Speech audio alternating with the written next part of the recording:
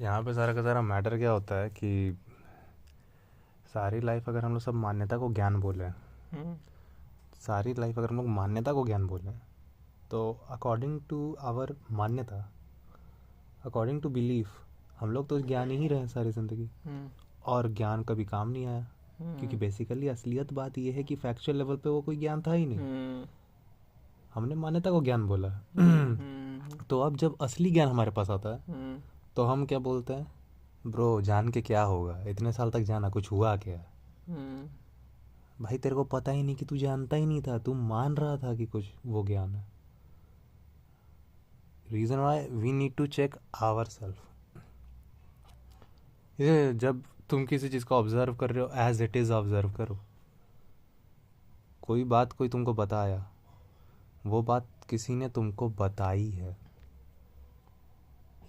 As it is. ज़्यादा इसमें ये लेने की बात नहीं है। उसने वो बात बताई है, क्या है? हम्म वो ऑटोमेटिक क्वेश्चन उठेगा।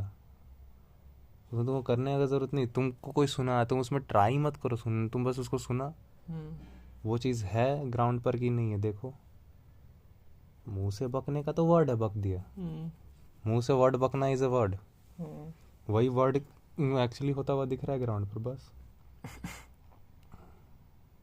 लाइफ में वही चीज़ होती हुई दिख रही है कि नहीं, बस।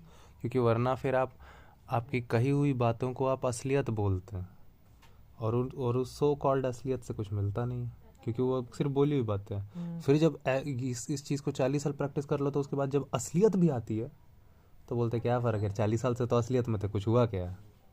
हाँ, चल तो रहे थे उतने साल तक ज्ञान पे, भाई सारी जवानी ज्ञान पे चले हैं, कुछ नहीं होता है।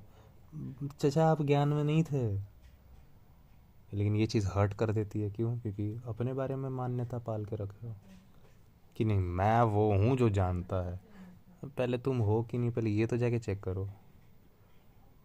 मैं मैंने क्या, सारी बात तो आ गई वापस।